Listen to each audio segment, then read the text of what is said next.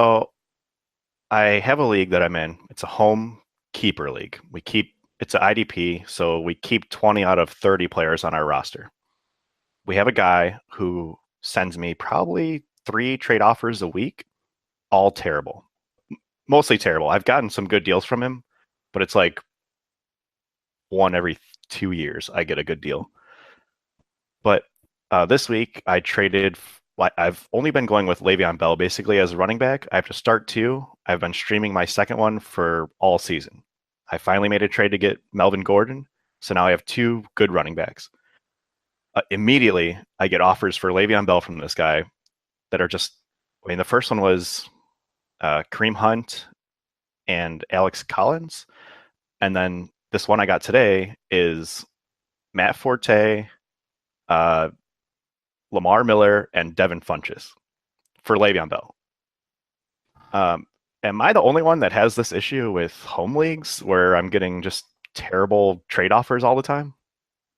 The only thing close to that I have to a home league dynasty is Empire Dynasty. So I don't have any. That is literally my home dynasty league. So I don't have anything to compare it to because that league has a decent amount of really good people in it. So it's just my bad offers to you, that John, that you're getting.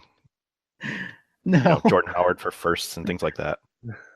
I would actually, I think I'm in really good shape in that league. I would probably give my first for Jordan Howard in that league. But I think it should end up being hopefully the 114. Yeah. And Derek, I know you have this issue with draft picks essentially in your league, right? Like draft picks are people almost way overvalue those.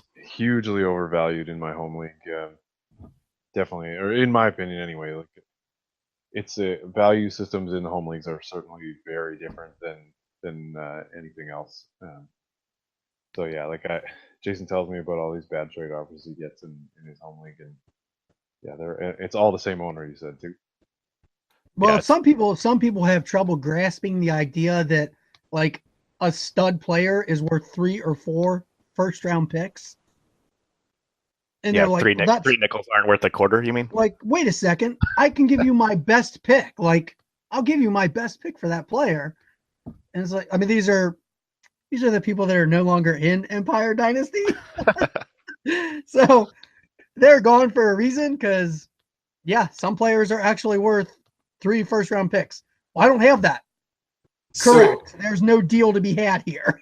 I guess my first question would be, what's the savviness of the owners that are in your league, right? I mean, I think in general, for me, it's harder to trade during my, in my home leagues. And I'm John, I'm like you. I don't have any home league dynasties. Most of them are either redraft or, a couple of keepers or those kind of things. But I find it hard to trade because they're just not guys like us that are super nerdy fantasy guys, and this is what we're doing with pretty much all of our free time that is not taken up by children, wives, or jobs. So I mean, it's that's what makes it difficult for me. But if you have a home league that might have some more savvier guys, I don't know, maybe it's a little better. Yeah, well, so my home league is a dynasty league, and it I'd say like 3 owners, myself and 2 others, are pretty savvy. I'm the only one who plays in a bunch of other leagues, but the other 2 guys are like on top of everything and pretty good. And I was telling Jason a while back that I think probably 75 to 80% of the trades that happen in that league involve one of those 3 owners, and often amongst each other. So it's kind of, and then the other owners are kind of like middle. There's a couple middle of the pack guys and a couple guys who pay almost no attention. So it's a bit of a mix. Yeah, it's the better trades and stuff usually come with the guys who pay more attention. Yeah, that's how Empire was last year. I and about 4 or 5 other owners were the only people that made any trades. I mean, that's not the case anymore, which is great. But I do have one home league redraft.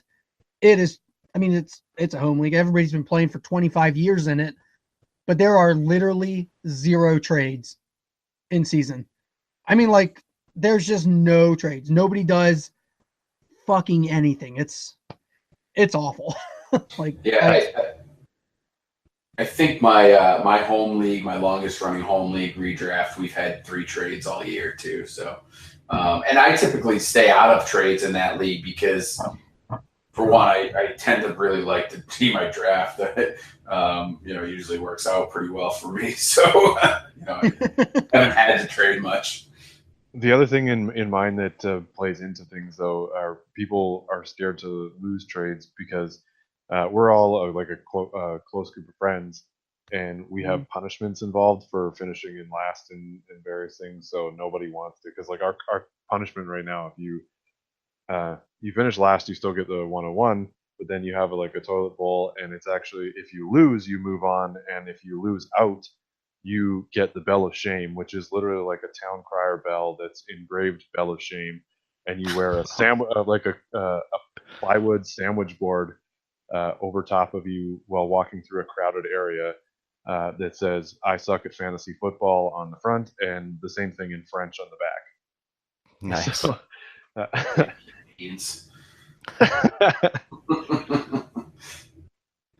but yeah, so people don't want to have to deal with the bad. So speaking of your punishments, I got to ask you. I was obviously on the show a few weeks ago, and we talked about one of the punishments that you were dealing with, or you were trying to avoid by not talking about a specific rule change. How's that working out for you so far? Since then, there's literally been no mention of it. So I don't know if guys are listening to the podcast and they just dropped it, or if they just got tired of trying. I don't know. But there's been no mention. Well, welcome everybody to another episode of the Gut Feeling Podcast. My name is Jason Tran. That is Derek McCree that you just heard. We are joined by Kevin Cutillo from Falafel House Podcast and falafelhouse.com. And we have special guest John Bosch from dynastytradecalculator.com, the Dynasty Happy Hour Pod, Dynasty Game Night. Did I miss anything? No, remember when I used to do nothing? Like, I just created leagues and I played fantasy football. God, that seems like a long time ago. Simpler times. I thought about that today at work. I'm like, man, I got to go home. Got the podcast tonight. Got to do some writing. I'm like, I remember when I just used to play fantasy football and just watch football, but I don't have time to watch football anymore. But speaking of trades, we'll just jump right into it. Derek's been harassing John, I think, about trying to get a trade broken down. What do you have going on, Derek?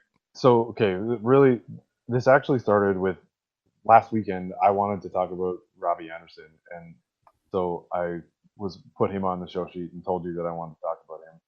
And this trade thing is not even that I've been harassing John about it. Just kind of last night I asked him a question: is Robbie Anderson available? And then it evolved into this whole discussion about value. The reason I wanted to talk about Anderson in the first place was a lot of people have been talking about him lately, and I actually thought that he was being undervalued. And the question is he for real? And I was actually thinking that I think he is, and I heard Dynasty Tradecast talk about him on their Monday podcast, and they said he was a sell, and all of them agreed they wanted to get rid of him. They didn't think that it was legit, and they said, well, there's nobody else to throw to, so he's just getting a ton of volume, which is true. He's getting a ton of volume.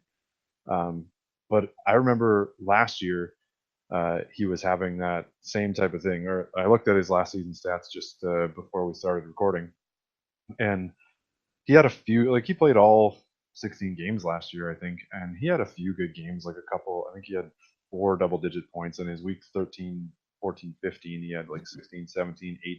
Bryce Petty games. He had Petty games. So exactly, and that's what I was getting to. Like Bryce Petty was starting, and Petty targeted him, and everybody said, "Well, it was just Bryce Petty targeting him." When somebody else comes in and there's other receivers, and Nunwa's in there, he's not gonna get targeted, and he's gonna be, he's just gonna fall off. He's just gonna flash. And then this year, yeah, he's getting the volume, and he's McCown's favorite guy. And I know Curse was suspended there for a while, but he's getting volume and he's making plays and he's doing it against good defenses. And I totally think he's for real. I've seen people compare him to Thielen in kind of last year, how it feels that way. I think it was Scott Fish who kind of said, maybe somebody tweeted it out anyway.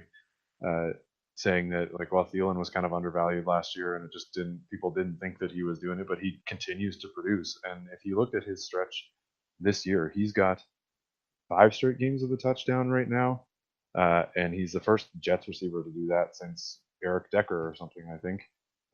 And Decker was a perennially undervalued player, and I just didn't think that his value had caught up with what I actually think he should be, and I think he's actually still on the rise. So that TradeCast one, they put a poll out saying like a late first or Robbie Anderson, and the late first won, and they kind of all sold him. And then when I asked John about this yesterday,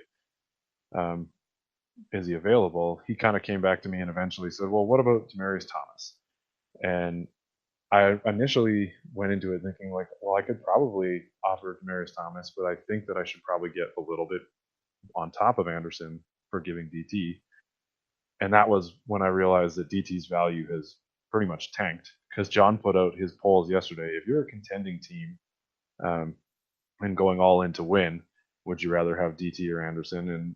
And Anderson, I think, won 80 to 20 almost or something in that one. And he put out a corresponding poll that said, if you're playing for 2018 and beyond, which would you have? And Anderson won that one too, with some 70 to 30, or I don't know, whichever. They were both highly in favor of Anderson. So it just kind of was super interesting to me. So before I go into their stats for this year, can you guys tell me what your guys' thoughts are on these two players, or Anderson's value in general? Yeah, I'll start out since I'm the one with Anderson. And he's a guy that a lot of people have come to me for this year because he's been usable.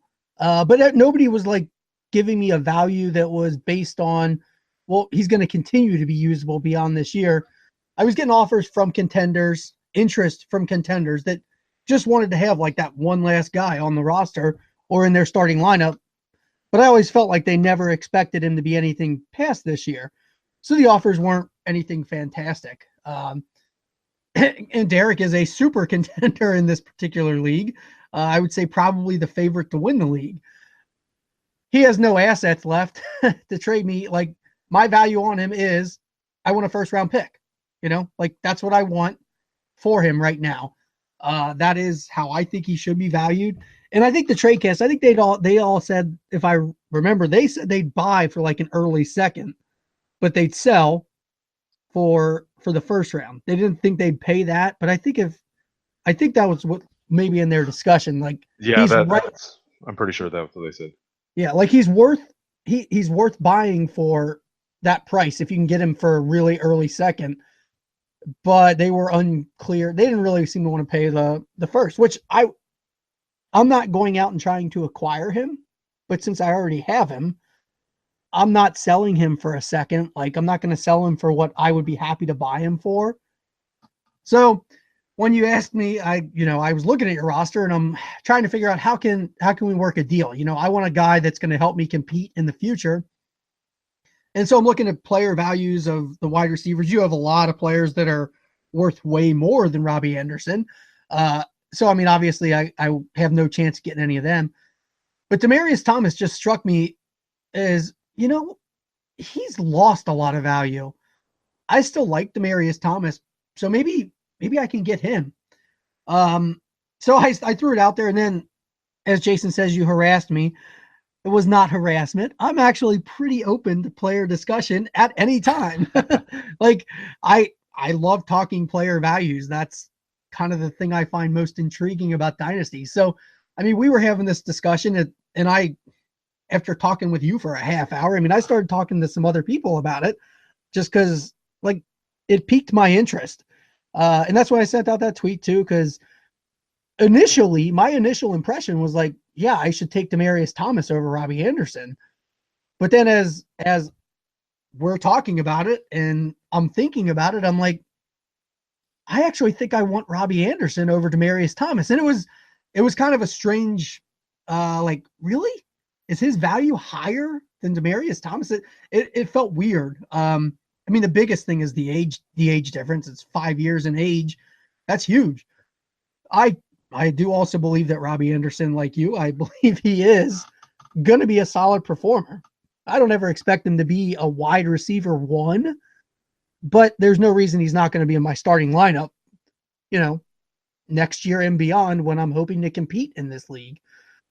So that was kind of how I started to evaluate it. I was shocked by those results. I think it's not that far of a gap. I mean, I think it's a coin flip.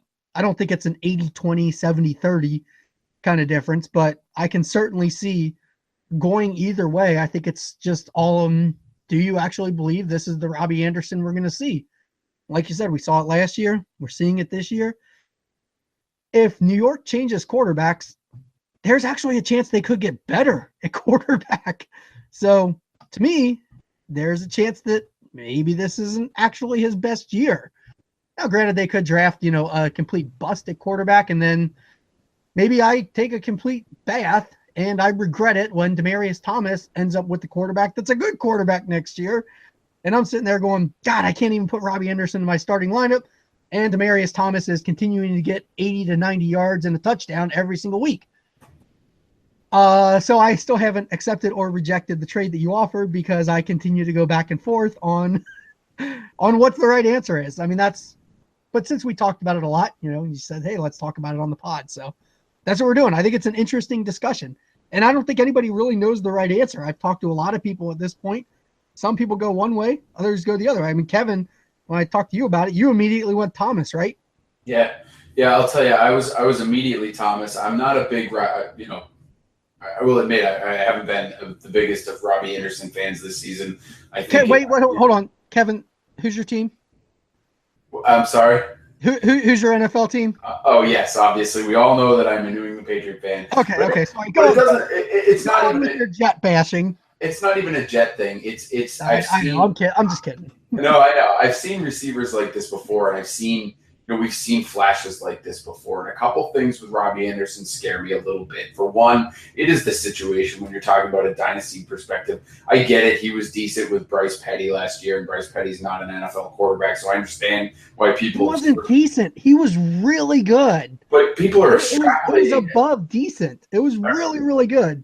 Yeah, but that people are extrapolating a 3-game series or 3-game sample with a bad quarterback to say he will always be good with bad quarterbacks. You can't do that. I get that argument last year, not right now. Yes, that's why I was able to buy him last year super cheap. So what I like, as I was saying, there are a couple things that make me nervous. One is that. The other is the touchdowns, right? You're seeing an unprecedented streak of touchdowns, which is significantly increasing his value. And I understand that he has had pretty good receiving games outside of the touchdowns, but we all have to agree the touchdowns are driving this, right? And he gets targets too. He's not like a Will Fuller where he's getting 2 targets in a game and catching touchdowns. His production, he gets a lot more targets than your touchdown only receiver too. Two games with 10+ targets, and every other game is 7 or less. So he's getting targets, but they're not consistently in that. He's definitely not in double digits, and even in the high single digits, it's not. Yeah, if he gets that kind of volume, then you're looking at like 2 or 3 first-round picks. And not only that, John, but this is not a team. This is a team that's throwing fairly significantly this year, and you can't guarantee that they're always going to do that either. If this offense improves, if the team itself improves, they could start running the ball more with guys that aren't Matt Forte and Bilal Powell. They could have an offensive line that's better after a draft, and they could have a quarterback that actually manages games a little better and just doesn't have to sling it because the defense isn't tank mode. I'm just saying, all of which could happen in Denver too. 100%. But I believe, at least in my mind, I believe that Demaryius Thomas. First of all, I don't think Denver's going into next season with the quarterback situation they have now. I think you're probably, and I think this is what I said to you. Imagine Demaryius Thomas with Kirk Cousins throwing him the ball. What was my response? Yeah, imagine Robbie Anderson with Kirk Cousins throwing him the ball. Then you're looking at Deshaun Jackson. Sure. Oh, absolutely. And that's the thing. So here's the thing, right? With Robbie Anderson, the upside is what? It's Deshaun Jackson, right? And Deshaun Jackson had some great fantasy years, but at the end of the day, we all know what he is, right? He's the boom bust guy. He's the guy that you want in your wide receiver too, that you have to have a good roster elsewhere, because those games where he goes zero, he sinks you if he's a guy you're depending on. So he's a great piece, but he's not a guy you can count on. Demaryius Thomas's upside with a good quarterback, we've seen it. It's a tier 1 wide receiver. So, but we haven't seen Robbie Anderson's upside with a good quarterback. We haven't seen that yet. No, We're seeing his upside right now. I don't believe I'm gonna run through like his season in a little bit. Once we hear Jason's take on this, I'll run through some stats. Well, let me just jump in real fast before we hear from Jason, because we don't want to listen to Jason right now. True. I'm kidding. No, I'm just you are right, Kevin. I actually do think Demaryius Thomas is way more consistent. That's what's eating at me, is I like the consistent receiver more than anybody else. I don't know. I hate Will Fuller. Like, I don't have Will Fuller on any rosters. I don't like Deshaun Jackson. I've never really rostered him a lot. So, but that's part of the reason I don't know that I want to give up on Robbie Anderson, because I do feel that if I'm using him as my number 2 or my number 3 wide receiver, like, then I'm actually okay with the production that aligns with that. And I actually think like a late first round pick, for me, like, that's the price I would easily pay to get a guy that I know I can put in there, expect inconsistent, but sometimes huge numbers. I don't think I'm valuing him as a wide receiver 1. I mean, maybe I would pay too much to have a wide receiver 2 or 3, but to me, that's kind of like the going rate. If you're going to get consistent starts and sometimes really good production, like, that's what I would pay for it. So I totally agree with you that is Demaryius Thomas is the safer play, but he's also probably only the safer play for like 2 more years, 2, 3, maybe you get 4 more, maybe you get more. I mean, he's almost 30. Like, that's a huge age difference, which is sure. important.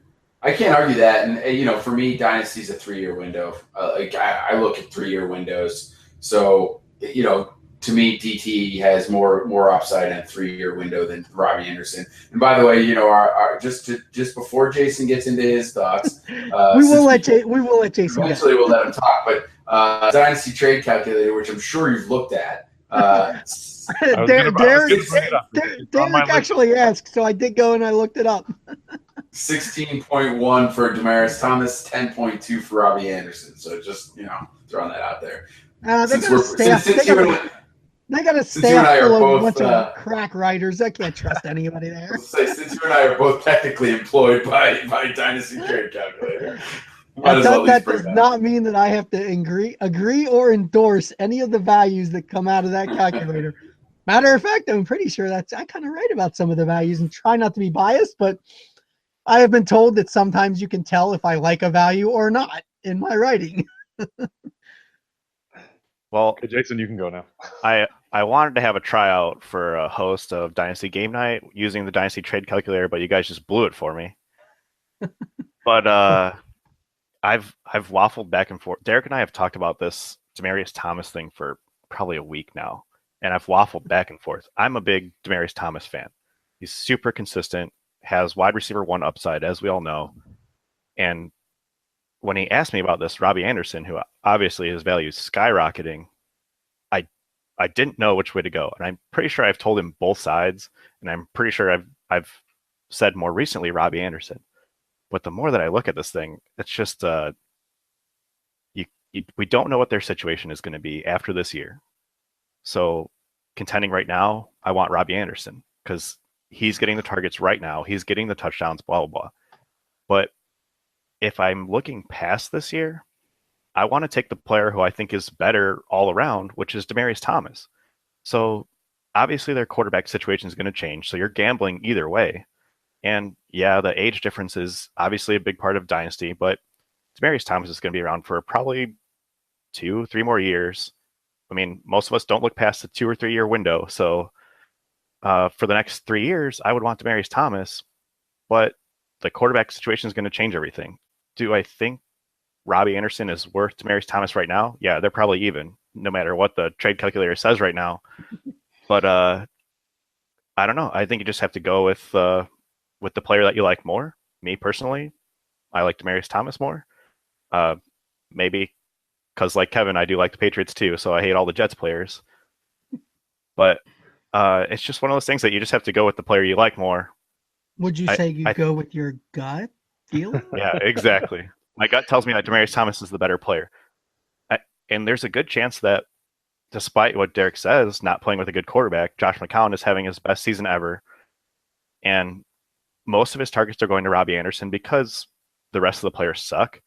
But maybe this is Robbie Anderson's ceiling and we just don't know it yet. And maybe we just think there's higher potential there, but I mean, none of us really know, right?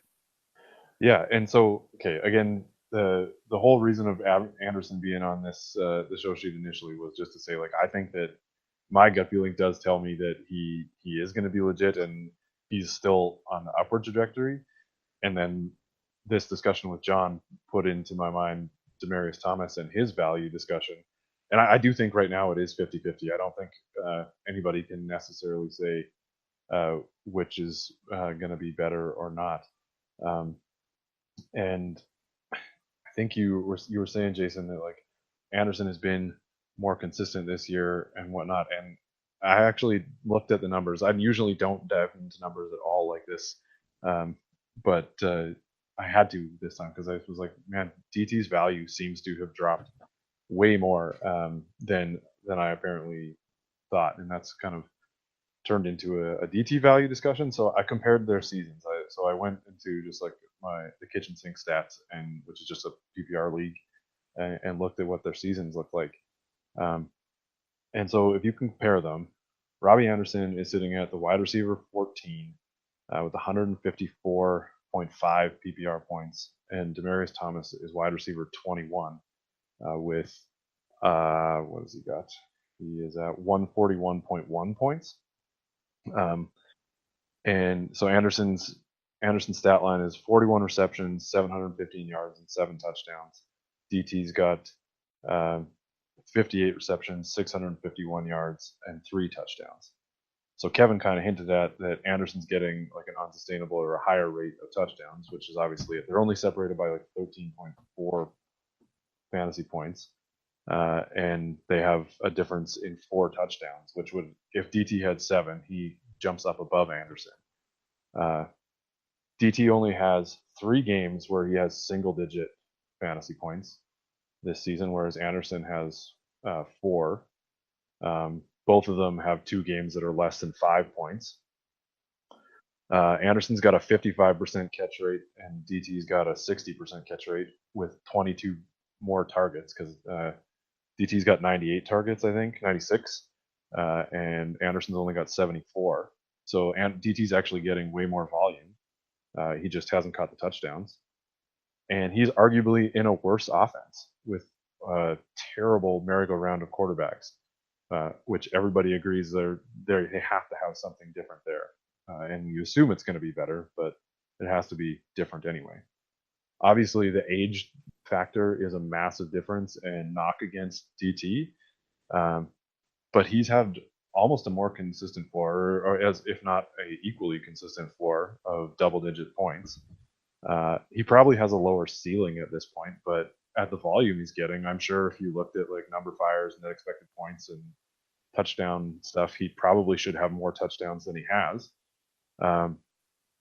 So I think what this whole thing has led me to realize is that DT's value has fallen way lower than I think it actually should be. And Anderson's is rising, and it's probably closer to what it should be than I thought. Right. The thing with DT is that, I mean, I don't know if people realize that he's on pace for he's basically on pace for another 1,000-yard season. He's on pace for like 960, but he's got the Dolphins, the Jets, the Colts, and then the Redskins after that. I mean, he seems like he's consistently a wide receiver 2. Again, with the wide receiver 1 upside. I mean, it's definitely a guy that I want on my team. I mean, I don't want him as my wide receiver 1, but I mean, like John said, I'd lock in a late first for a wide receiver 2, I think. Yeah, and I'm like, honestly, I actually don't care if John accepts this offer. I sent it to Waz out of an experiment just because I knew he would reject it. But and that was basically John's suggestion. But it's like doing this has made me realize. Jason said that I've asked him about DT or kind of looked at selling him for a while, probably more than a week actually. But this made me realize there's absolutely no reason to sell him. Like if I can get Robbie Anderson, it's kind of a lateral move, and I don't know yet which one's going to be right. I think both of them can be good going in the future because I do like Anderson. But yeah, well, DT still's got a great floor, and I think he's got a couple of years left. So. I think part of the reason for the indecision on my part, and maybe the fact that it seems close, is the league that this is in. Like player value is a huge thing. This is in Pigs 1 where you can buy and sell players like they're stock. So the hesitancy that I have in accepting Demaryius Thomas is I don't think Demaryius Thomas' value will ever raise again in his career. I believe it's peaked. I don't think I can buy him now and sell him in a year at a profit. So, John, let's say Kirk Cousins does go to Denver. Let's say that happens. So next year, you're telling me you don't think you can sell Demaryius Thomas when he starts the year with 3 consecutive 100-yard games and touchdowns? You don't think that that's a possibility with a better quarterback in that offense? In that particular league, only because we've seen Demaryius Thomas be sold in that league for a price that was a lot less. Now, granted, as soon as when he did, Derek, was it you that sold him, or was it you that bought him? Whoever bought him got a good deal on him the first time when he was last sold. Oh well, there was one time that I think he sold for like $70 or something like that. Though when I got him, Ty offered me DT for Ertz and I don't know $20 or something. And at the time, I thought that was a great trade for me getting Demaryius Thomas. Ertz obviously would be great to have in a tight end premium like this now. Yeah, so sure would. I don't like that trade as much at this point, but I mean. Yeah, I mean, and honestly, Kevin, I don't know that I could do that. If I pay $150 right now for Demaryius Thomas, I think he would have to start the year out with 3 or 4 100-yard games for his value to actually exceed that and for me to be able to sell it. Now, granted, if I buy him and I'm getting that production and I'm actually competing, I'm happy. I'm stoked because then it's consistent production. Demaryius Thomas is the consistent receiver between the two. Like, if that's what you're looking for, that's what you need. But in this particular league, you need something beyond consistency. You need consistency, and you also need like an outlandish upside, it seems like, to actually win in this league. I think that the thing that I keep going back to with Demaryius Thomas is in this particular situation that you're talking about is that not only that, if he starts off hot, people know what he can do and have seen him be that top tier wide receiver. Yep. So for me, if he starts out hot, maybe people are thinking, yes, we finally got serviceable quarterbacks again. Let's see what he can do. He could be, not quite what he was when he was Peyton Manning's, top receiver, but he can be that next tier guy just after the Odell Beckham's, Antonio Brown's, and Mike Evans. He can be that next tier, and in that league where we've seen Beckham for 500 on injured reserve and Mike Evans for 600. Who the hell bought Beckham for 500 on injured reserve? If Demaryius Thomas looks like that guy again, that's $300 easy. And Josh Gordon just went for $200.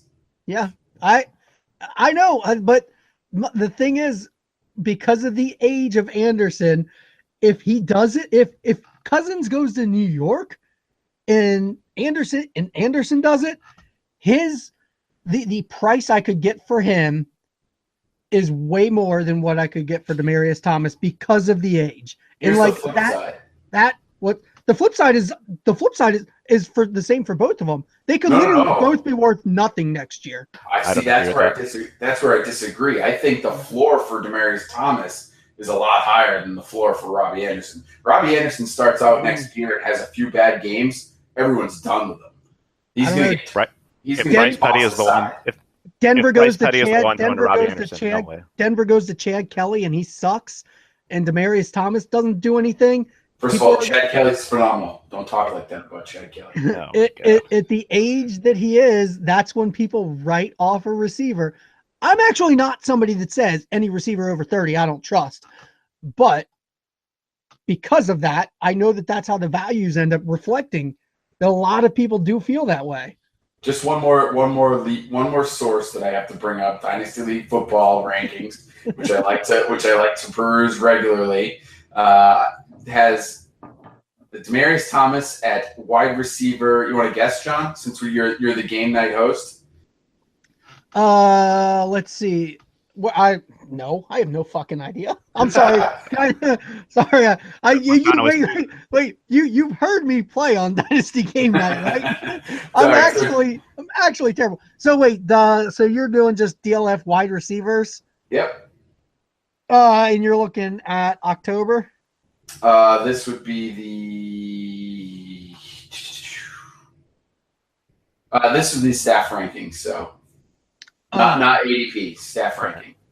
Okay, so staff rankings, they skew a little bit higher to they don't care about age as much for a lot of the rankers. At least I kind of think they do.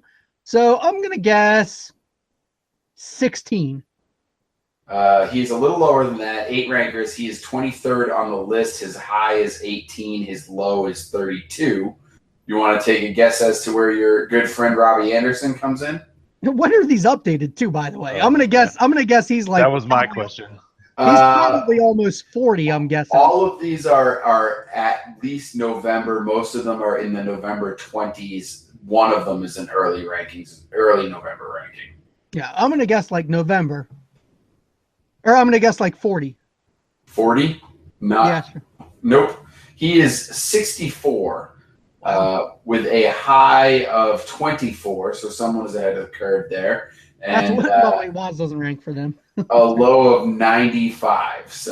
And that's probably the reason why I wanted to have this discussion, because I think that's where most people see his value. So then this discussion and the polls that John posted kind of caught me off guard, because I didn't think Anderson's value had caught up to that, and I didn't think DT's value had dropped quite so low. But yeah, but see, that's also the thing that in order to okay, so the Pigs League is filled with some pretty sharp damn owners. Like, it's not a league that you're going to get one over on people. So that's I do kind of feel like debatable. I was going to say, I did trade Drew Brees for so far that's working out great for me. I did sell Moncrief to some dope in that league. That's right. And you also sold Case Keenum for $5 in a Superflex league. What are you doing, John? Oh, we were talking about that before, me and Jason. Derek, I almost countered your $5 with a $1 offer just to teach people a lesson that when I say I'm selling somebody, give me a better damn offer. Like I love when Case Keenum. I hope he starts for you next year. I hope he stays in Minnesota. I hope that's the best $5 you ever spent, because it pissed me off that I couldn't get a better offer for him from anybody else. That was so frustrating. And to be fair to John, he said there's some sharp owners, but he didn't say any 4 of us were one of them. No. The other owners are sharp, yes. So I kind of feel like there's a different level in that league. I mean, that I think you have to stay a little bit ahead of. You've got to take a chance. And that is one reason that I don't think Robbie Anderson's anywhere near the 60th wide receiver in Dynasty football. That's insane. I woke up this morning in a DLF mock with a text message saying he was taken at 6'10", which was one spot before I was about to take him, which was quite frustrating. In the same mock, Demaryius Thomas went around earlier. So, I understand that everything points to the fact that Demaryius Thomas is the right answer. But the fact that I couldn't snap accept it after, when he sent it to me, I couldn't do it. So that's what made us have the discussion.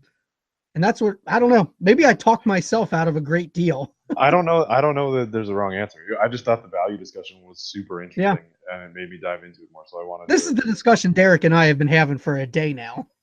Yeah. All right. One last thing, and then I want to move off Robbie Anderson and Demaryius Thomas. Yeah, we've spent way too much time actually on this. Kevin brought up Dynasty League football rankings. And so I am a member myself. I brought him up. And I have to say, there's no way Robbie Anderson should be at 64. Tell us 50 through 60, Jason. Let me tell you some guys that are ahead of Robbie Anderson.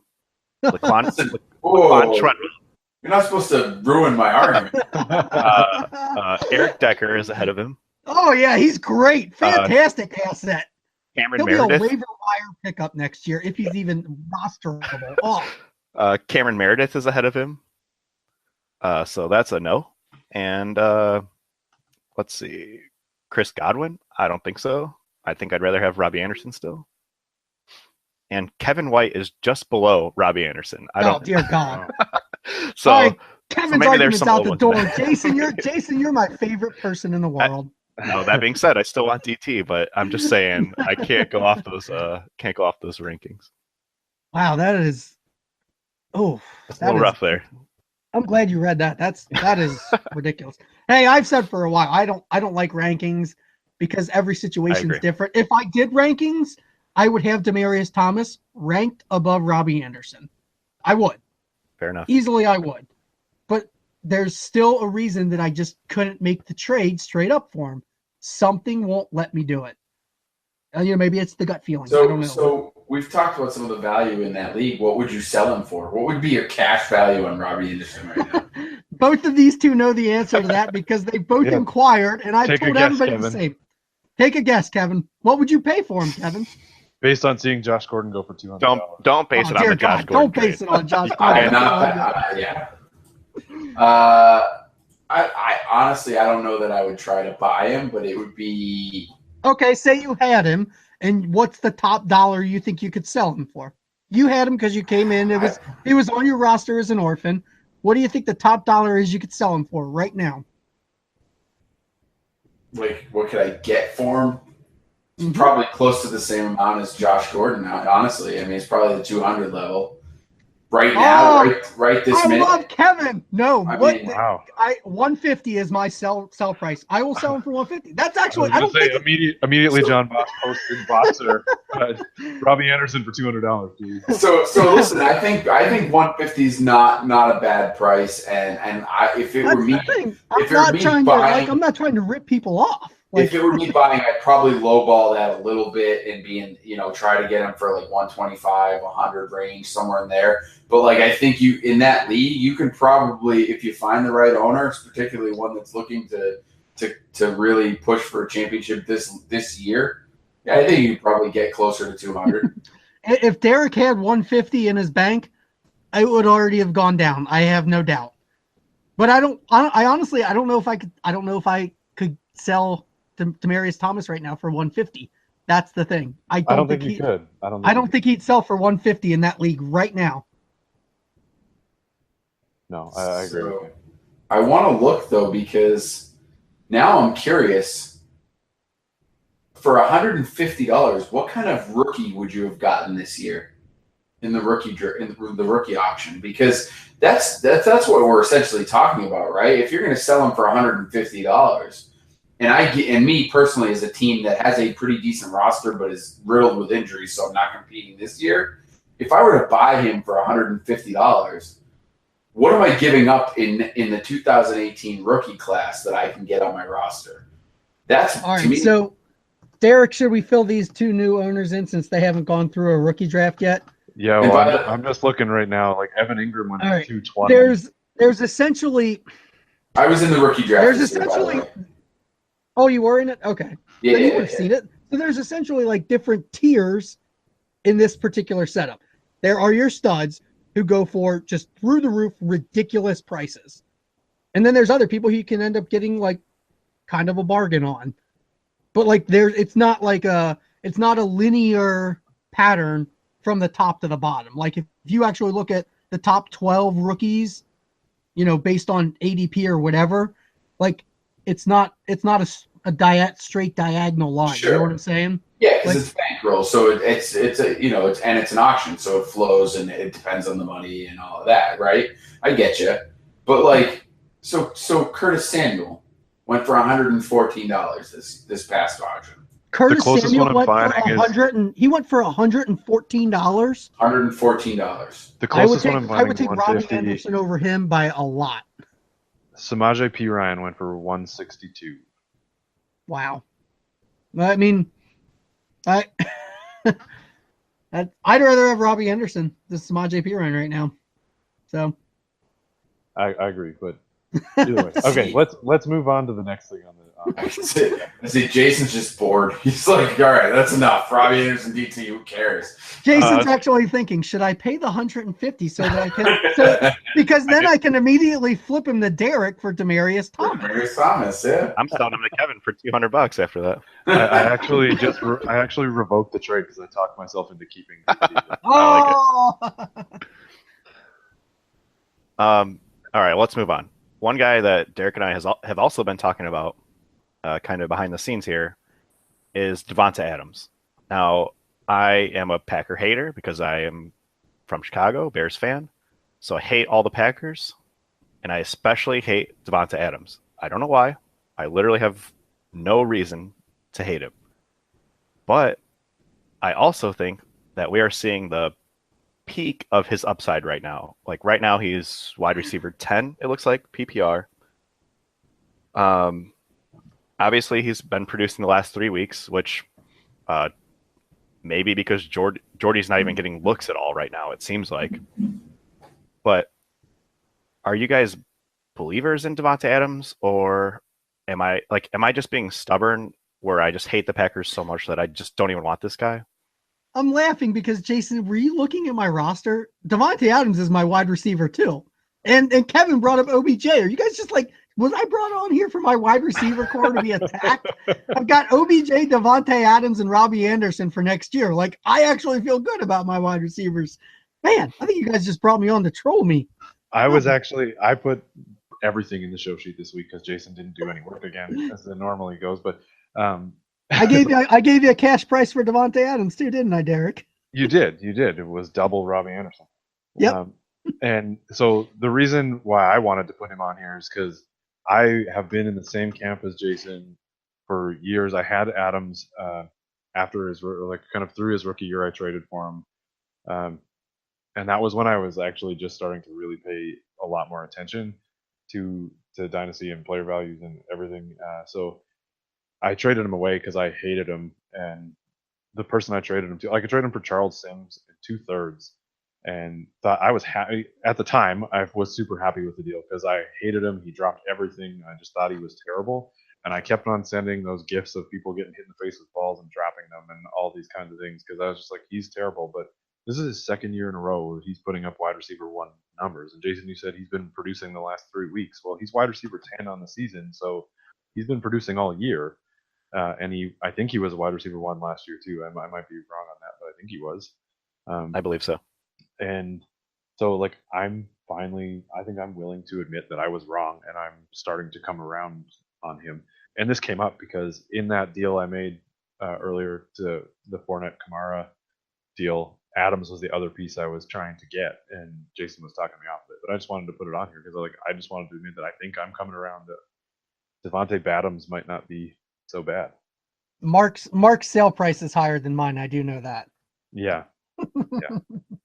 So, and that was why, like, the 2 players I asked you about, John, were Adams and Anderson, and both of which I'm the cheaper of the 2 owners, if you can believe that. Which is fine. I barely do. I barely believe it. You want to know what makes me nervous about Devonta Adams? Free agency. Yep. Yeah, that's fair. That's definitely worth. I mean, he was really good with, last year he was a wide receiver 1 with Aaron Rodgers. I think, it's pretty clear that Aaron Rodgers can support at least 2 fantasy wide receivers. I think he's been good this year because he seems to have a rapport with Brett Hundley, and that sustained him through Aaron Rodgers' injury. But I don't know. I'm not 100% sold that if he, A, leaves Green Bay, or I forget A or B, just what if he leaves Green Bay? I mean, what do you do then if he goes to a situation where he wants a boatload of money that we know Green Bay does not typically pay? It's going to be an issue. He could go to the highest bidder. We don't know what type of guy he is, right? Is he a competitor that wants to be on a good team, or does he just want the money? So they're already paying Jordy Nelson quite a bit of money, and I think if I remember correctly, he's got a few more years as well. But it makes me nervous where he's going to go and what happens to him. I didn't think about it until just now, but I've been saying that Chicago needs to pick up wide receivers in free agency. I don't want Devontae Adams to be the one. I don't. Obviously, Allen Robinson is at the top of my list, I think, but I don't think that's going to happen. Allen Robinson worse than Devontae Adams. Hot take right here. I don't know. I mean, I think Allen Robinson would be cheaper than value right now for sure. Yeah, I know he is. I bought him and sold him to Derek.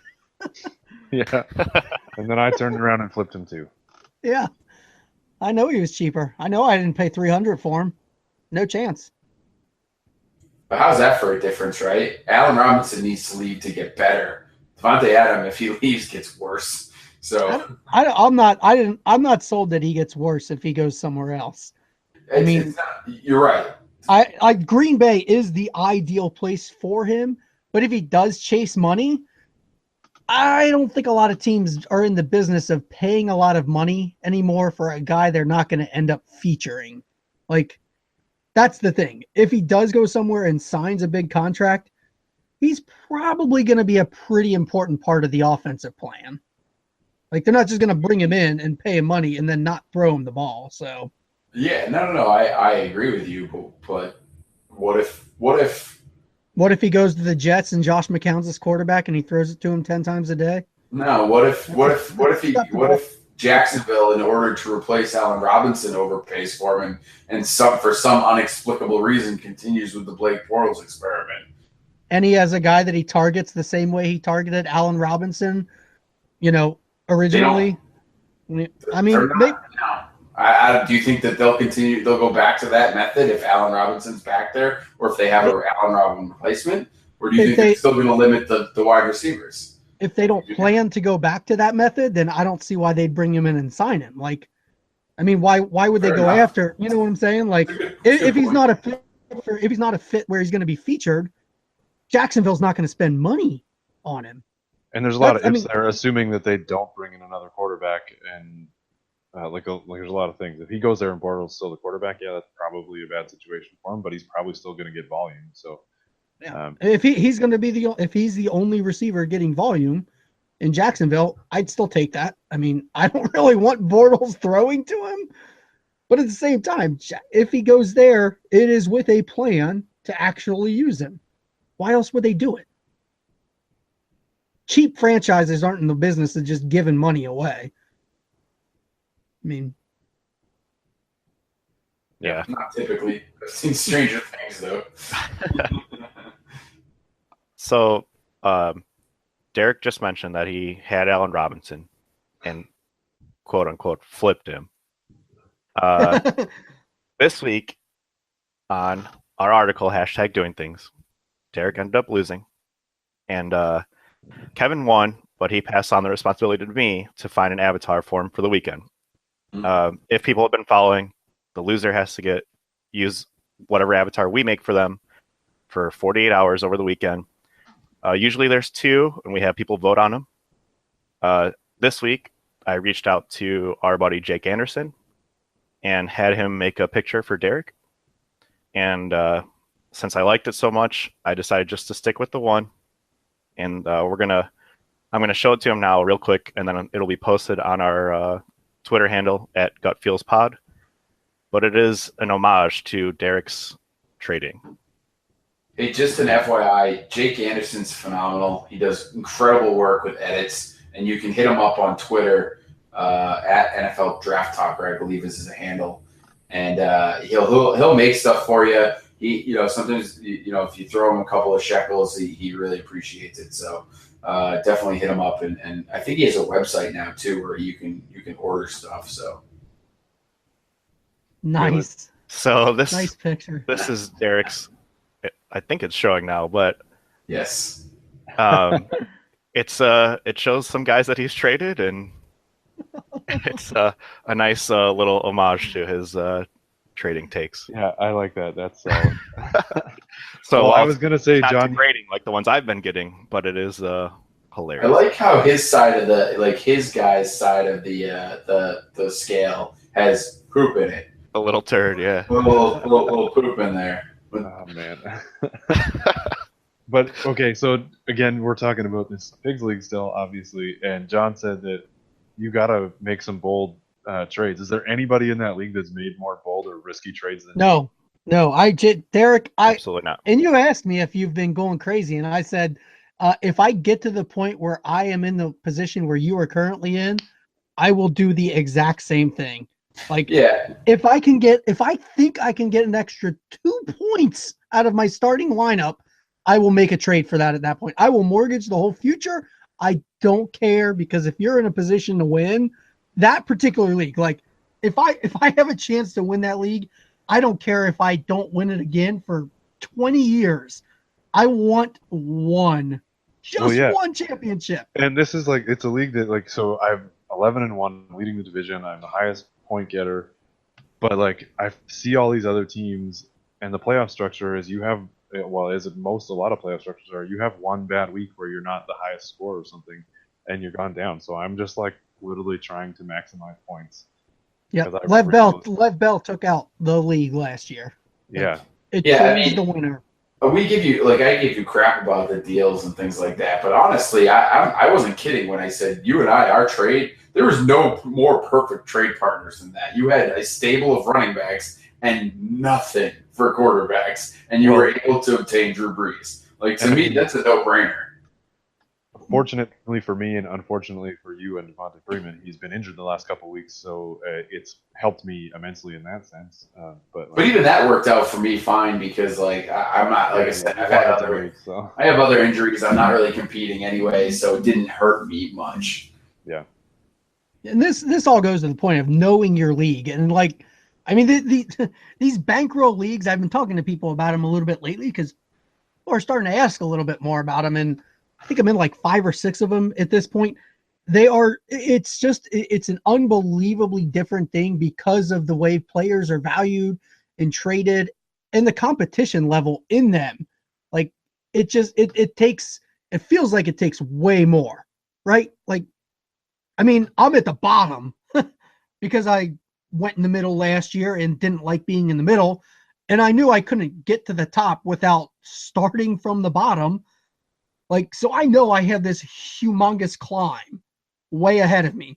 And Jason and Kevin, I mean, you guys just jumped into it this year, but like, what are your impressions of that kind of a league? And then once you know that league, I mean, like, would you do anything differently than what Derek's done? I'll say for me, I think you're right. You can, the way it appears, at least from my initial view of being in the league since like January, is that you could spend so long in mediocrity in a league like that unless you do one or the other. You cannot be on the fence with stuff. You have to pick a strategy and go with it, and go hard with it. I tried to do that in the beginning. I tried to go all in to win, and unfortunately had some bad luck. So I sort of had to backtrack and try to acquire pieces for next year. So I still think I have a good roster once, some things pan out, like when Andrew Luck comes back, when Devonta Freeman's healthy now, and things like that. Like, I should have a much better roster next year. But yeah, you have to pick a strategy and go with it. And if it's tanking, or if it's going all in, you can't go halfway, because you'll just toil in mediocrity for years. Right. And luckily I was in Pigs 2 before Pigs 1, so I had an idea of what I'm getting into. But when I took over my Pigs 1 team, John, we just talked about it before we jumped on here, my team is so mediocre right now, and I'm trying to figure out what I want to do, and at least start with stacking one position. So wide receivers, obviously, I'm focusing on. I have a solid core of wide receivers, so now I just need to move on to looking at a different position. But it's right. You have to have a complete team, and you either have to decide if you want to go all in or start thinking about trying to save money so that in future years you can do it.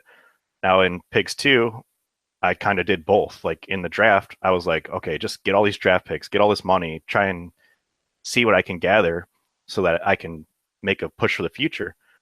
And then once I kind of looked everything over and saw some of the different trades, I realized I can use all the assets that I just gathered and go all in on this year, which I did and has paid off for me so far. But if I don't win this year, or if I don't, I guess get some money back to pay for some future years, I'm going to be in trouble because my team is it's not looking good past maybe next year. But like Pigs 1 is 28 people, Pigs 2 is 56 people. You have to do something to get ahead of everyone. It's not like a normal league where you can turn everything around in 1 year or within a year to be able to jump ahead because there's so many people and so many different variables. Yeah, like drafting Saquon Barkley is not going to be a savior in this league. Like adding one player of that level is not going to take you from the bottom, or it's probably not even going to take you from the middle to where you can actually win. And I kind of decided I don't really care about making the playoffs in any league anymore. I want to win. That's it. I mean, I used to like, if you make the playoffs, that's great. You have a chance to win. Last year, that was kind of my mentality. Like, I'm happy that I got in. I've got a chance to win. Screw that. That's not as much fun. So I want to win. And that's the mentality I adopted in it. I went the other way. I had to sell everything off. So I went to the bottom. I ended up winning some games and I'm still somehow in the freaking middle. But at least this time I'm in the middle with a plan instead of last year in the middle without a plan. Like it's a very different thing. I like what Jason's done in picks too. Hoping I can get him in the playoffs.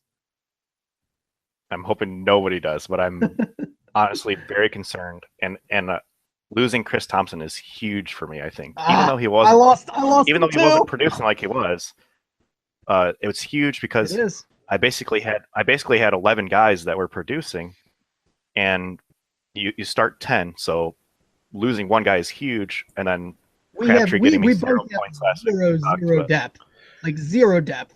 We have zero margin for error, and we both took the same strategy of going all in. I did it in the auction. You did it right after. There's someone else. We're both screwed if we don't win. There's someone else in this podcast that I think is nipping at your heels there too, Jason. Are you up there, Kevin? I'm not sure who it is, but yeah. I think all of us right now are in line to get in the playoffs, right? Yeah, I am the most on the brink of. I think I've got a 10-point cushion that I need to maintain this week. Otherwise, I could get knocked out. But either way, I guess if you lose a guy like Chris Thompson, what's something that you guys can do this weekend to just make up for that? Because inevitably, you guys are both going to lose in the playoffs, and I'm going to come from behind and win. But like, what's an app, Jason, that you could to try and recoup some of that money? Yeah, I don't know. I've been trying to make, like, I have no assets left.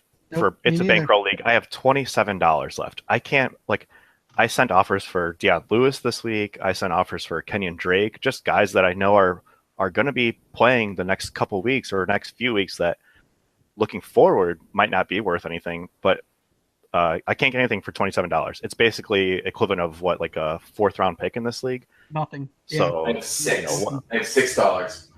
Yeah.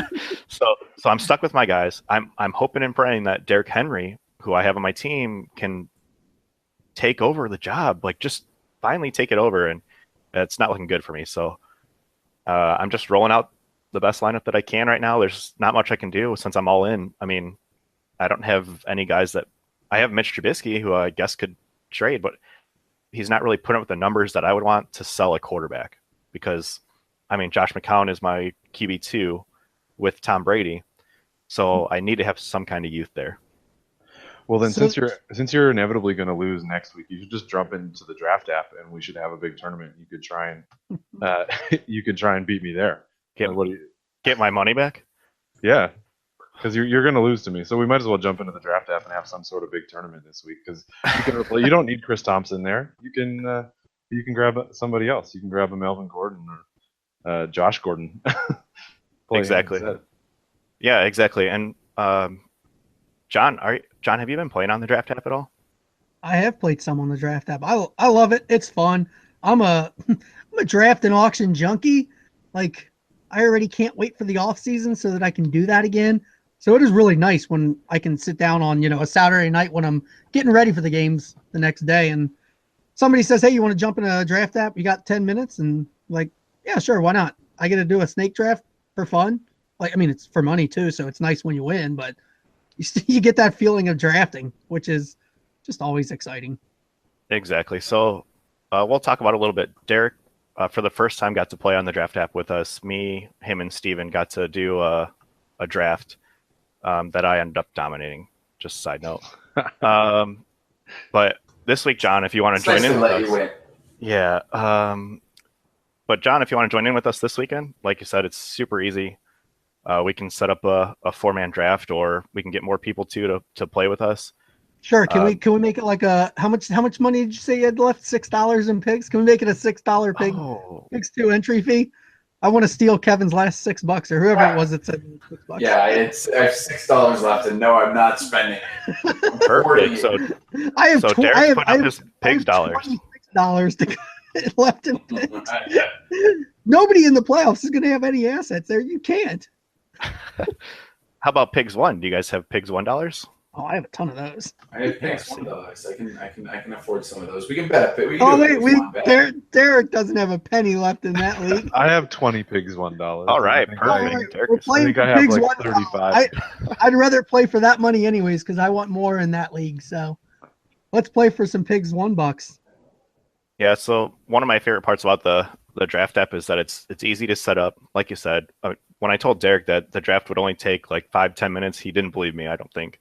And then when we finally did it, he was like, "Okay, you're right, but it's quick and easy. We get to scratch our little drafting itch that we haven't really got to do, since the beginning of the season, except for playing these weekly contests. Nice and easy. If you're new to the app and want to play with us, you can go to playdraft.com/falafel, FLAFFL. If you deposit $10 or more, you get a free contest entry on the site and get to compete against us. Maybe we can get some other pigs in there to throw some money in there, huh? Yeah, that's a good idea. I will say, since Kevin's always touting charitable aspects of fantasy leagues, once you've signed in under the falafel and you get to go play, right now, I don't know if anybody saw Matthew Berry's tweet, but he said he's basically taking on all comers, and anything he wins this week, he's donating to the Jimmy V Foundation in honor of V-Week. So you can play against Matthew Berry after you sign up under the Falafel account. Sign up there and then search Matthew Berry and challenge him to a game. According to his tweet, he's taking all challenges. So nice. He's gonna have a lot of games going this week. Yeah, he is. The other thing I love about the draft app is they give free stuff all the time. It's been so awesome this season when they give you money back because something that you couldn't control happened, like a late scratch or what was it earlier in the year? There was a fumble that they cost people games. I think they've done it even when like somebody has like 3 touchdowns and you were playing them or something like that. That's just cool. Like I've never seen another app do that. Another daily app do that. So I like that. Yeah, exactly. And as most people know, I like to dabble in all different DFS sports. Essentially, I know like one of them this year was from NBA. Andrew Wiggins hit a disgusting 3-pointer at the end of the game, and if you lost because of that 3-pointer, you got your money back. So each week it seems like if something weird happens, they have some way that you can get your money back. So it's awesome that they do it. I literally haven't seen it on any other site. Haven't had that chance to do anything like that, but it's cool that they send the emails out to let me know, what's going on and letting people know that they're getting money back. So yeah, I think we should set something up for some pigs dollars this weekend now that we're talking about it. Yeah, we'll have to figure that out. The rest of Derek's $20. It's going to have to be 2018 funds because I actually my actual account, I think it might be 0 in pigs. All my money's in future asset picks. Well, John, you could have $150 for Robbie. No, I'm just kidding. I'm waiting for that trade offer. I'll sell him. I told you. That is my price. I'm still considering it, but like I said, my wide receiver cores are solid. So I don't know if I'll get there. I got 12 pigs dollars in my account somehow. I must have gotten There we some go. money from somebody for I some reason.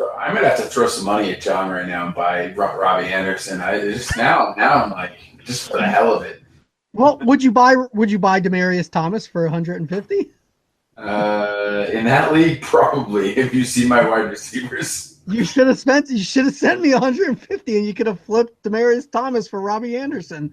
Right to Derek. We could have had a nice 3-way trade there. well, three-way trade. My current wide receivers are Jerron Brown, John Brown, Taylor Gabriel, and Dante Moncrief. Yeah, that's You pretty terrible. you should buy Tyler Lockett from me. It's really a crying shame that you don't own Tyler Lockett in that league, Derek. I know. It's very upsetting to me. I should own him everywhere because I think What kind of a fan are you? I'm God. the only supporter left. Way to spare yourself at least in one league. Yeah. Actually, I think Robbie Anderson might be my 4th wide receiver. I have Cooper Kupp in that league too. I think Robbie Anderson's my 4th wide receiver. Now Cooper Kupp, I'll give you 150 for. No, not a chance. I'll do that No. right. I will do that right now. No, not a chance. I would say he's more than Josh Gordon. I would say he's probably in like the 220-ish range. Is probably where I'd feel comfortable on Cooper Kupp. I'm not selling him. I'm good. Like I like him a lot. I could see Kevin making that 220 offer. I was going to say, I'm like, are you not selling him or is it 220? What's the I'm saying I think that's probably his value. I don't think I'm selling him. I literally have $224 in my account. Maybe we'll get an on-air trade. I have to think that one through. I think that's about the right price. I don't know. I mean, I haven't really looked to. I like to actually think before I say a price, but just throwing a price out in my head, I think the 220-ish, somewhere in that range, is probably the right price for him right now. I don't know. I'm not way off because you weren't appalled when I said it. I'm not appalled. I'm curious where the value is for Cooper Kupp right now, and forget my own, like putting my own opinions of him aside. But I'm curious where the value is for him because, and maybe correct me if I'm wrong if you guys see it differently, but I think he's another type of guy that I think people are going to be split on. Right? Obviously, having a great rookie year, seems like he's going to be a PPR monster, but. Goff throws him. If he could catch, he would have so many more points right now. He's dropped so many touchdowns. And in the red zone too. Like a lot. Yes. Yeah. I mean, but is that offense going to evolve and change and move him, into more of I don't know. I mean, Julian Edelman type role, but even that's pretty serviceable. I'm fine with that. Yeah, I mean, I don't know. So where is the value for him? Is it that 220, or do you see other people down on him? Do you think you'd be hard? You think it'd be hard to get 220 from the majority of the league? I have a feeling Matt Price would pay it. Like I know I know he'd pay it. Isn't Waz also a Cooper Kupp fan? Yeah, Waz actually is who I bought him from. But I had to give up Evan Ingram, and he gave me Cooper Kupp and a whole bunch of money. So let's see, 120, he gave me Cooper Kupp and 130 for Evan Ingram. So wow, that's pricey for Ingram. I mean, I love Ingram. I mean, in tight end premium, I get it, but that's a lot. Waz got a deal. Don't be saying I made extra money. You're saying 350 for Ingram. I sold Hunter Henry for 250. So yeah, all right. Like, I mean, that's that. If people are listening, thinking this league is insane, that's the values in this league. It's nuts. Like, the league is insane. It's fantasy insanity, if you will. Yeah. Oh wow, we're good at this. Call back to the Wayback Machine. Scott came on and talked about the pigs leagues. It was fun. All right, so we got one more thing to talk about. I think it could take a while, but Ryan McDowell from DLF tweeted out a question to everybody with a poll. And he's asking if people would be willing to tank the first year of a startup to ensure, like, let me see what the It says when I had to pull drafting up. in a new dynasty startup, are you willing to lose in year one in hopes of building a contending team for future years? Basically, he's asking, are you on board with Are you punting year one? Do you want to do productive Yeah. struggle? Yeah, and the poll finished 60% yes, 40% no, Wow. with Right. almost 3,000 votes. So I'm just going to go left to right here on my screen. John, where are you at on this? Are you on yes, punting year one, or no? So I tried it. I did try it in one league last year. I get it, and it makes total sense. But my mentality is, I like winning. Like, I don't care if I'm playing Kevin in Risk. I don't care what I'm doing. I like winning.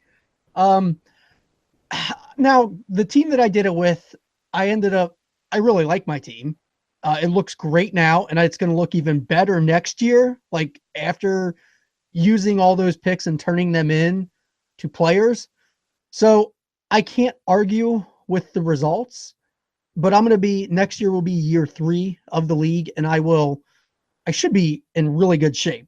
I should be competing. I should have a really good chance to win it, but I will have gone through 2 years of struggle, which, I mean, that's what he calls it. It's productive struggle. So I'm like torn. I don't know. It's fun it's been fun to kind of do as a test.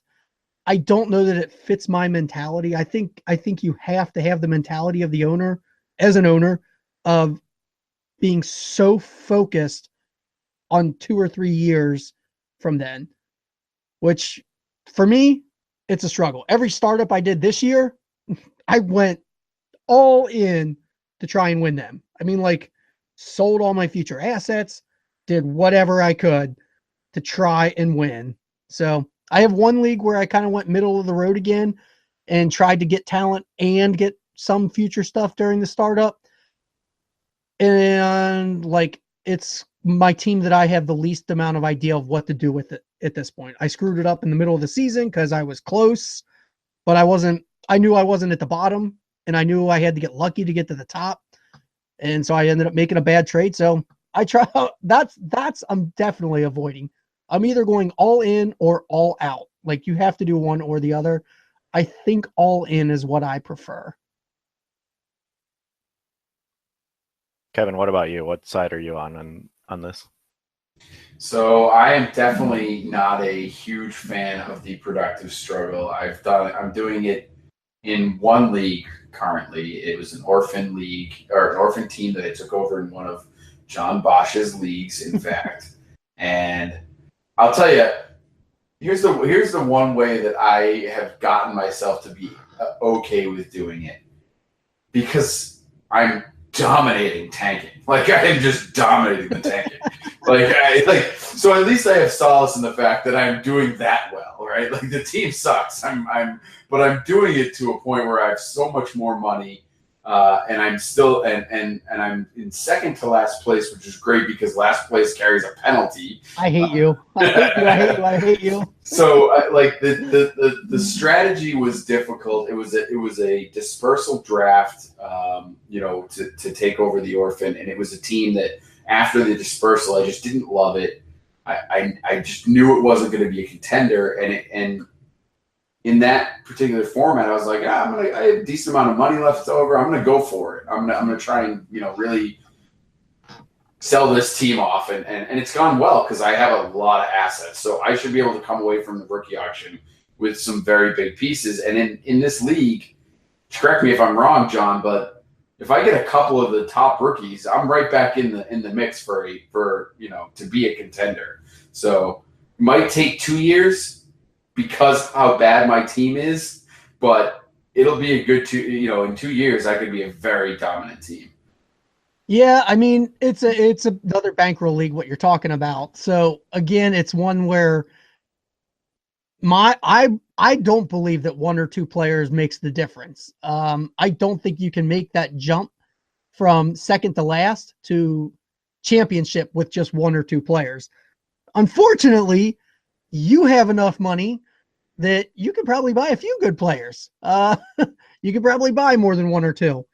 And if you taxi them all damn year next year, tank again, go into the next auction with a whole boatload of money again, and come out with, if over the next 2 years you do add 3, 4, 5 good players, yeah, then you're definitely right back in there competing. So it's very frustrating, very annoying. I will say, like, from an orphan strategy, I totally love productive struggle from an orphan strategy. I mean, the orphans that I've taken over, that's what's fun about taking over an orphan, is tearing it down to the studs and rebuilding it. Like, that's what makes it fun. So I totally get it on an orphan strategy. I can't do it in a startup again, I don't think. Yeah, and I think that as pertaining to the way Ryan worded the question, like, in a startup, are you willing to do it? I don't think that I am either. Because like John, you said, it's way more fun winning. So there's been twice where I've kind of taken that approach, but it wasn't in a startup where I've been like, okay, in the 2014 year, I had a terrible team in my home league, and I sold everything I could, every valuable veteran, to try and get picks and young rookies in that wide receiver class. But then I hated losing so much that I just turned around and sold them all to try and get studs based on their perceived value, and got guys like Antonio Brown and now Evans and AJ Green and stuff all on one team. And then the other one was Pigs 2. Actually, I didn't draft with the intention of it, but I hated the way my draft came out. So I turned around and again sold everybody for cash and picks, and all my picks for money to go into the rookie auction. And then I started out 4-0 because I had guys like Fournette, McCaffrey, Kamara, like all these guys that were, and Gurley, a bunch of guys, and I started 4-0. And so I immediately went into buy players that I think are going to sustain this. Turned out that I probably hurt myself by selling a lot of the guys I did in that mode. But no, I like to try and compete too much if I'm even close to having a chance. That I'm obviously both those pigs leagues, I'm basically all in, and I'm doing really well in one of them and kind of middle of the pack in the other, borderline playoff team. But I can't go into a startup with that mentality. And if you do it, like, what you did is you changed your mind. Like, you can't change your mind. Like, you have to commit, and you can't even look at the league. Like, you can't look if you're winning or losing. You have to literally just, like, not care, tune it out. But of course, when you're doing the productive struggle, one of the best ways to then get extra assets is to look at the league, follow the waiver wire, mine it as just feverishly as you can to get anything. Because if you can get a guy and flip him for a pick, that is what you spend your entire year doing. Like that. And so from that, it can end up being a little bit addicting. We have one guy in Pigs 2 who constantly does that. Is it Olsen? Which it's one of the Johns. Dang it. I'm sorry. I should know which one it is. But I mean, he picks up more guys than anybody else and just tries to sell them to get a few bucks. Yeah, that's like, John Olsen. Yeah. So that is his addiction for that league, but he's got a long way to go to make it back up to the top. But he has been fully committed to the strategy.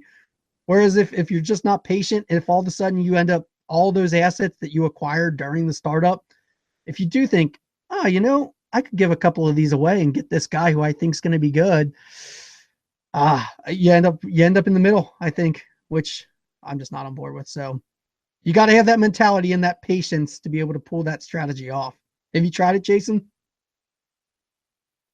You know what? I haven't. I'm just one of those guys that can't do it. And as soon as I saw the poll, I clicked no. Like, there's no way I can just give up a year to do it. I want to win year one because I want to basically free roll the rest of the years, or the next 6, 7, however long your league pays for. But when I clicked no, and it was about the same percentage, it was about 40% was there. I immediately sent it to Eric. I'm like, we need to talk about this, because what is going on here? How could I possibly be in the minority of, I don't care about winning, essentially, is what you're saying, right? Like, or unless you're saying by punting year one, I could lock up winning 3 years from now. For that's the mentality. It's not I'm just going to win once. It's I'm going to win for 3 straight years. So. Yeah, right. Well, but I think there was some responses to the tweet that, like, Scott Fish, I think, was getting into, to say, like, you used to be able to do it a lot easier, like Too many people do it 10 now. years ago, because there was 1 or 2 people in the league trying to do it. Now, if you've got 4 to 6 in a 12-person league, like 50% of the league can't all do productive struggle. There's not enough of the young, high upside assets to go around. Right. And the thing is now, to be able to pull it off and to have a real true dynasty where you're in the championship shot year after year by doing that, you have to nail every single one of your punts basically, because of how many people are trying to do it, or because of how valued these young guys have become since, Odell blew up and all these guys are just producing right away. Now we all have this expectation that these younger guys are going to do it. People are taking more risks on the younger players, so it's hard to do it that way unless you're taking wild shots and they're actually paying off, I think. Well, and one of the problems is if 2 or 3 people are doing it, all of a sudden those picks that you're trying to get, like they lose some of the value, because it ends up making it a little bit easier for the league to win.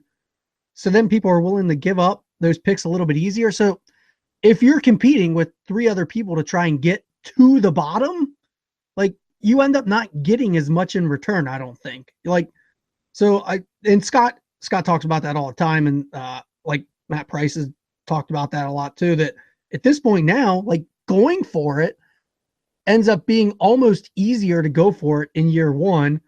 If half your league is tanking, like you're automatically qualified for the playoffs. So if you go hard for it at the beginning, half the league tanks, and then 3 or 4 other people try to just be consistent and have a good team, but also save for the future. If you go all in, you just have such an easier shot at getting there now. Right. And say let's talk about last year. Say if you punt year 1, I mean, almost everybody's already on Saquon, right, for 101 this coming year.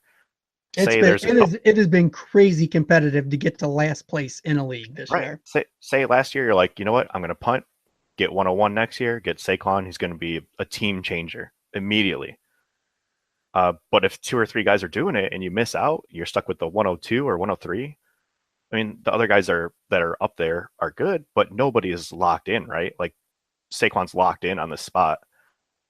Everybody's competing to get it. The 101 might be more valued now than we've seen in probably 3 years now or something like that. But it's tough to try and punt right now, and it's at least equal to when Zeke was 101. Well, except I've heard Ryan McDowell say that he thinks that if there were 10 startup drafts today, that Barkley he thinks would go 101 in a startup draft today, at least one of them. Which that seems crazy. That's crazy. He thinks that like he would for sure be in the top 12 of the ADP, which even Zeke didn't do that. I think he will be a first round pick in startups next year.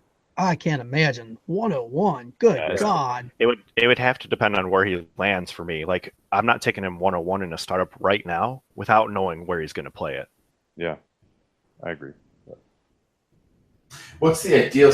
Even the ideal situation, though, right? Yeah. Let's say Tampa. Let's say Zeke never comes back and he ends up in Dallas or a situation like Dallas, right? But like, I mean, obviously it's that's a fantasy land, but still, like, let's assume that. Would you still take him 101? Like, would he be over Lev Bell or David Johnson? I mean, how can you do that? Like, I don't know. That's crazy. I can't do that. Was Zeke not going ahead of? Well, I guess Le'Veon Bell and David Johnson were ahead of Zeke still, huh? I think so. In startups, yeah. I think Todd Gurley had to have been pretty close. Todd Gurley definitely was. But okay, say like this last offseason in a startup, Gurley wasn't going before Zeke. Now he will be.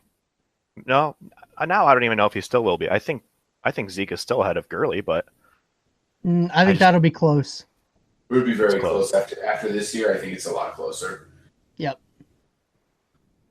It's just crazy to me. But yeah, Saquon's obviously going to jump right into the first round, but to hear him go at 101. which Well, is nuts. Because I don't think it's actually happened. how many That was just people opinion. how many people took Corey Davis in the first round of a startup this year and are kind of unhappy about that? Probably. I mean, I didn't, but I'm sure there were some people out there that did, right? Like Corey Davis has definitely been like people were saying he's going to jump out of the gate hot, but I think based on all four of us not willing to do productive struggle in a startup, I think we're the wrong crowd to ask if it in the first round. But probably. Just looked at DLF real quick. November's ADP, the running back rankings: Lev Bell, David Johnson, Ezekiel Elliott, Todd Gurley. The top four in that order. Okay, so it sounds right. I don't think Barkley. Oh man, I don't know. There's going to be somebody who will take him ahead of those guys, but it's not any of us, obviously. I don't even know if the most ardent Saquon fans would jump him up in front of that class. I mean, maybe, but that just seems. Good God, trade back, people. Like, right? Make a trade, drop back one spot. But then I guess you run the risk of, well, then I might not get him. I'm trying to pull up a DLF mock right now to see the order of the running backs, because it has been heavy running back. So Ryan runs the DLF mocks, and the way this one went for the running backs, the one that I'm in right now. I'll tell you the November ADP for overall. Yeah, first running back's Lev Bell at 5. This will be for the December ADP. It goes Todd Gurley. He went, and this is just in mine. Todd Gurley went, then Bell, then David Johnson, then Zeke. Then Fournette and Cook started off the second round. So, I could see Saquon certainly squeezing in there into the first round, and I might take him in front of David Johnson, but I'm just not as high on David Johnson as other people. I don't like the situation. I don't think I would take him in front of Bell, Gurley, or Zeke. I don't think I could do that. No way. Yeah, I'm with you. It seems crazy. The whole thing about punting year one just seemed crazy to me. Yeah, it's a startup. I mean, if you get to a point where you're seeing I guess it goes the way the draft goes, but early on you still want to get those guys. I don't know, man. The people that did, if somebody did it last year though and came out with like 5 or 6 of this year's class, they've got a really nice roster. True. Like really nice. Well, we were talking about the catch-22s off the air before this. That was the reason they started them. I mean, you look at those teams, like, in the one that I'm in, the person that had the full first round is in second place in the league right now. So, and it's a dominant team. I mean, there's definitely merit to it. It's a good strategy for a reason. I think in order for it to be effective though, you can't be in a league where a bunch of people are trying it. You have to stay completely committed to it. And I don't think any of us are going to play in leagues where there's not going to be at least 1 or 2 other people who believe wholeheartedly in that mentality. I mean, we all play in leagues with people that are diehards, whereas some people may play in leagues where people don't even know about that strategy. You know what I'm saying? Yeah, and well, in the catch-22s for this year in this draft class, I think it's an anomaly that there's 70 to 80% of the first round is producing in year one and producing like at high levels. The hit rate this year is going to change the scale. Yeah, like it's worse than the 2014 wide receiver classes. I think it'll be worse than that. Like I know Ryan said the ADP for running backs in the first round of December ADP was 4 running backs and 8 wide receivers, and then you just said yours started with Fournette and Cook in the second round. So like it's totally shifted back to running backs because of this draft class. It seems like, and just the way they're being used in scoring. Well, from a value perspective, I mean that's what it was Izzy that talked about it a lot, and it's kind of the thing I want to focus on for my next little article is the fact that running backs, their value jumps so much faster than a wide receiver can jump. Everybody loves a wide receiver because of the duration of their career, but if you look at it from a value standpoint, which is what I focus on. I like to trade. I always like to try and get a little bit extra out of something. So if you're thinking about it from just, if you go into a startup and you're thinking, or your rookie draft, what position can I most quickly capitalize on to build my assets for the future? It's running back. I mean, Juju's probably the only one that you could sell for, a really good profit of the wide receivers that went fairly early from this year's class, right? You're not getting more from Corey Davis than what you paid for him. You're definitely not getting more of Chris Godwin, John Ross. Like you're not getting profit from them right now. But running back, you're probably getting profit from every single one of them in the first round. Like, was there anybody that you can't flip for a profit right now out of the first round? Well, I think the only one who probably was going in late first and early Foreman? second maybe Foreman, but you could probably get a profit from him the way he was producing early, and if they were thinking Miller might, I don't know, go somewhere else. But P. Ryan, I was going to say, wasn't he going like late first maybe? Yeah, he was. But even the last couple of games would until these last couple of weeks though. Yeah. You wouldn't have got any profit. Maybe now you could.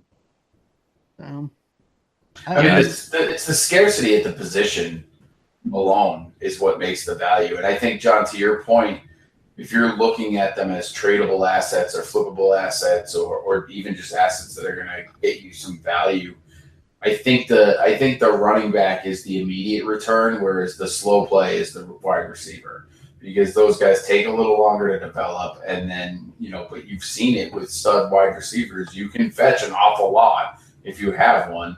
But because there are so many wide receivers that are maybe not tier 1, but there's a lot of tier 2 and even more tier 3, people think they can get by without them. So yeah, but I mean, like just from this last year, like if you would have taken Fournette at 102, maybe 103, or you took Cook, even a little bit later than that, I kind of wonder if you could get Corey Davis plus, for one of those guys.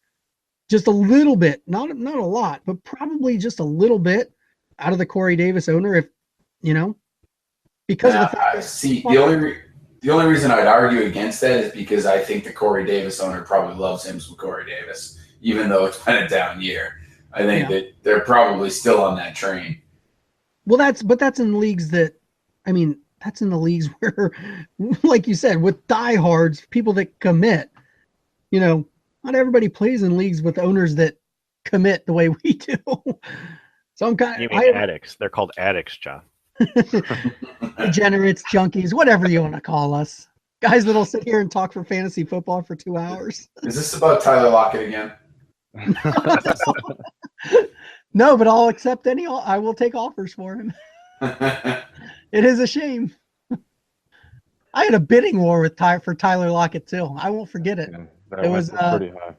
Overzet and Scott and me. The three of us were bidding on the 2 copies. It was so and I finally just let it go, like the first copy, because Overzet was leading, and he kind of let a player of mine go. Like, we didn't talk about that, but he let a player of mine go, and I was like, all right, fine, I'm gonna stop bumping him continuously, and I'll just go hard after the second copy of Lockett. And then, god damn it, it ended up costing me so much more money. Sunken costs. Horrible. I was trying to find it, but I saw a poll early this morning, and I don't know where this is coming from, but we're talking about the rookie running backs, and I saw somebody asking what people would give up for Kamara, who obviously is skyrocketed. 102. People will go as high as the 102, I bet. Right. I saw one that was it was like the 107, the 109, and a late 19 first or something like that. It was 3 first-round picks. And people were like, nope, I'm not taking it. I'm like, that's Kareem Hunt that's Kareem Hunt 7 weeks ago.